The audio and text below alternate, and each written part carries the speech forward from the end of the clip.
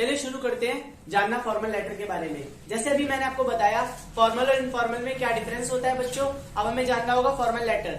तो आपको इतना तो समझ आ गया कि फॉर्मल लेटर किसके लिए लिखा जाता है बच्चों, किसी भी अथॉरिटी के लिए, किसी भी अथॉरिटी के लिए, मतलब प्रिंसिपल सर या कोई हमसे सीनियर जिससे हम बात करना चाहते हैं, एज में नहीं, जो अपने पोजीशन में सीनियर है। इन केस मान लो आप किसी ऑफिसर से बात करना चाहते हो तो हम किसका यूज करते हैं, फॉर्मल लेटर का यूज करते हैं।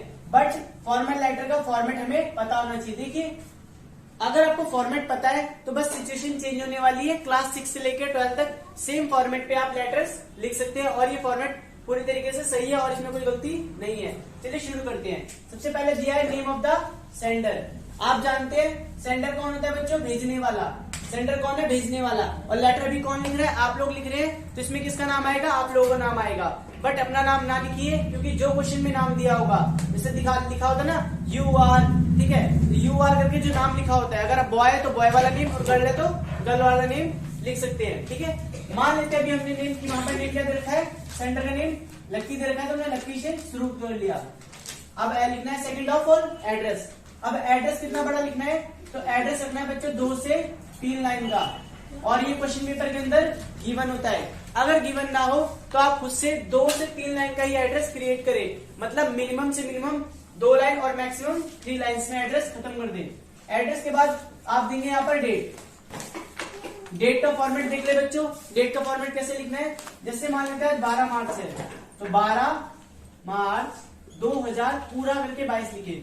ये फॉर्मेट में आपको डेट लिखना है, शॉर्ट में कोई डेट नहीं लिखनी है। आपको समझ आया, सेंडर एड्रेस, फिर क्या लिखना है यहाँ पर, हमने सेंडर एड्रेस लिखा और डेट। नेक्स्ट 2 करके आप क्या कर सकते हैं, शुरू कर सकते हैं। अब 2 क्या आएगा, नेम ऑफ द रेसिपेंट। जैसे मान लेते हैं उनकी पोस्ट होगी कुछ, जैसे टू द मैनेजर, ठीक है, प्रिंसिपल, कुछ भी हो सकता है, आप समझ रहे हैं। उनकी जो पोस्ट है उस पोस्ट को यहाँ पर लिखना है टू द करके, ठीक है। उसके बाद हमें क्या करना है, डेजिग्नेशन देना है उनको, किस कंपनी या किस नेम से हम क्या करते हैं, बिलोंग करते हैं। नेम ऑफ द रेस्पिरेंट, डेजिग्नेशन और कंपनी नेम। मान लेते हैं हमने लिखा टू द मैनेजर ऑफ, अब ऑफ लाइन लिखेंगे सीधा, मान लेते हैं एमसीडी डिपार्टमेंट से है, एमसीडी डिपार्टमेंट, ठीक है। आगे देखिए, अब उनका हमने लिख दिया डेजिग्नेशन, उनका लिखा है address to the manager MCD department. उनका एड्रेस भी होगा, उनका एड्रेस भी गिवन होगा। अगर गिवन ना हो तो आप खुद से क्रिएट कर ले, बहुत छोटा सा, ठीक है। मान लेते रोहिणी 23, ठीक है, लास्ट में दिल्ली। और यहां तक आप लोगों को समझ आ गया। आप ध्यान रखिए, आपको पिन कोड पता होगा और ना पता हो तो कंफ्यूज ना हो, आप यहाँ पर $X करके ऐसे क्रॉसवर्ड डाल सकते हैं। बट पिन कोड का होना बहुत जरूरी है। पिन कोड वैसे गिवन होता है, ना गिवन हो तो आप खुद से लिख सकते हैं।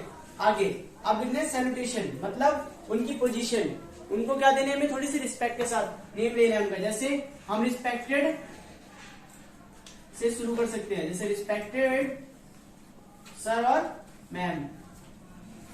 अगर आपको पता है कि वो प्रॉपरली सर है तो आप सर लगा सकते हो, मैम पता तो नहीं मैम लगा दो।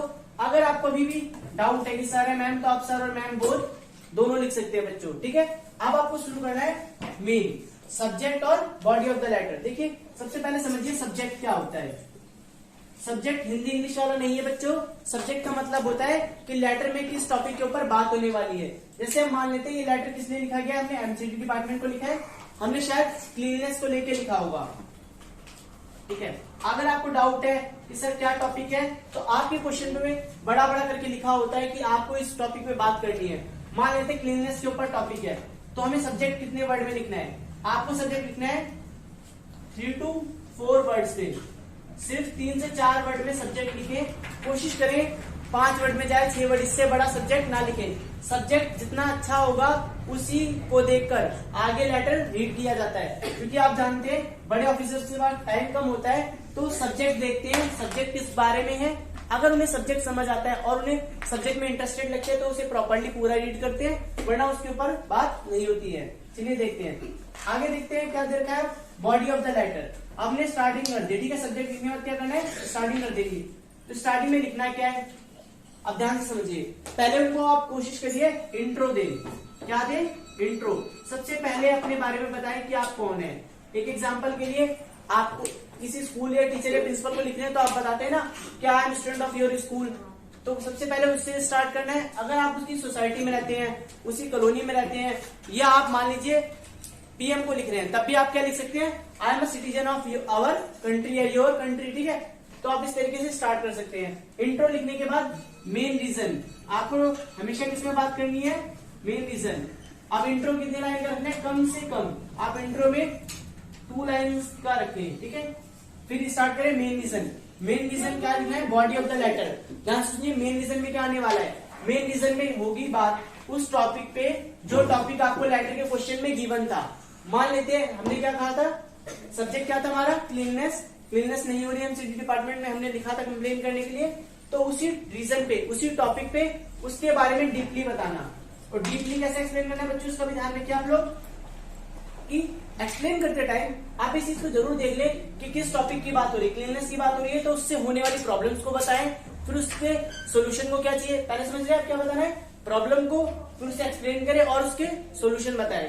बॉडी के अंदर आपको ध्यान रखना है, लास्ट में आप क्या कहेंगे, मेन रीजन के बाद सोल्यूशन बता दें। सोल्यूशन मतलब कि भाई मुझे क्या चाहिए, सफाई चाहिए और ये चीजें चाहिए। आपको समझ आया, लेटर खत्म।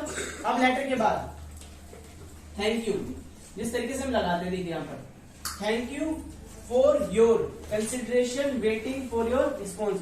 आपने मतलब क्या किया, देखा और हमारे लेटर को टाइम दिया और आपने इसके लिए काम करने की मैं आशा करता हूँ कि आप इसे करवा देंगे।